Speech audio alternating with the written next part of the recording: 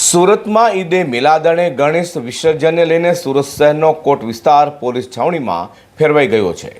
સૈયદપુરાની ઘટના બાદ સુરત પોલીસ કોઈ બાંધછોડ કરવા માંગતી ન હોય તેમ સુરત પોલીસે રવિવારથી શહેરના કોટ વિસ્તારમાં કડક પોલીસ બંદોબસ્ત ગોઠવી દેવાની સાથે સાથે વાગડથી ખ્વાજાદાના દરગાહ સુધી ફૂટ પેટ્રોલિંગ પણ કર્યું હતું। સુરતમાં સોમવાર તારીખ 16મી સપ્ટેમ્બરે ઈદે મિલાદ અને મંગળવાર તારીખ 17મી સપ્ટેમ્બરે ગણેશ વિસર્જન યાત્રા નીકળનાર હોય અને ગત રવિવારે સુરતના વરિયાવી બજાર ખાતે નાના બાળકો દ્વારા કરાયેલા કાકડી ચાળામાં પંપિંગ ખાતેના સૈયદપુરા પોલીસ ચોકીએ રજૂઆત કરવા ગયેલા ટોળામાંથી કેટલાકે શરૂ કરેલા પથ્થરમારા અને વાહનોમાં વ્યાપક તોડફોડ તેમાં આગજનીની ઘટના બાદ બે કોમના ટોળા સામસામે આવી ગયા હતા।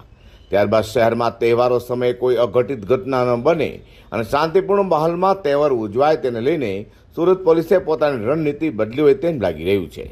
સુરતના કોટ વિસ્તાર એવા સૈયદપુરા ખાતે બનેલી ઘટના બાદ સુરત પોલીસે કોટ વિસ્તારને તહેવારો પહેલાં જ પોલીસ છાવણીમાં ફેરવી દીધું હોય ત્યારે પોલીસ દ્વારા સતત પેટ્રોલિંગ, ફૂટ પેટ્રોલિંગ, કોમ્બિંગ કરાઈ રહ્યું છે।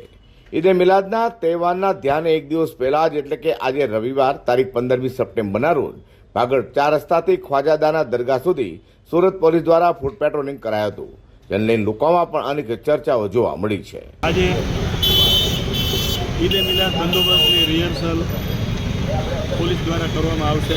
સમગ્ર શહેરમાં કાયદો અને વ્યવસ્થા જળવાઈ રહે તે માટેના પ્રયત્નો કરવામાં આવશે। પ્રજાજનોને અમે ખાતરી આપીએ છીએ કે પોલીસ તરફથી સંપૂર્ણ સહકાર મળશે। સુરત શહેર પોલીસ અને બહારના આવેલ બંદોબસ્ત ખડે પગે છે। સિટી કોડ ઉપર કરો। તમામ શહેરીજનોએ શાંતિથી પર્વની ઉજવણી કરે, હર્ષોલ્લાસથી બંને પર્વની ઉજવણી કરે। ઈદે મિલાદ તેમજ ગણપતિ રિહર્સલ બંદોબસ્ત ખડે પગે છે અને પોલીસ અપેક્ષા છે કે પ્રજાજનો પોલીસને પણ સહકાર આપશે। શહેરના મધ્ય વિસ્તારની અંદર જે ખાસ સેન્સિટિવ વિસ્તારો છે ત્યાં જ્યાં મિક્સ વસ્તી રહે છે ત્યાં પેટ્રોલિંગ રહેશે।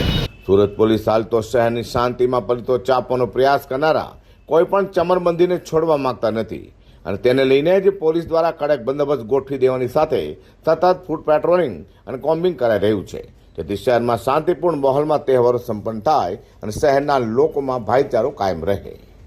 Bureau report G10 news.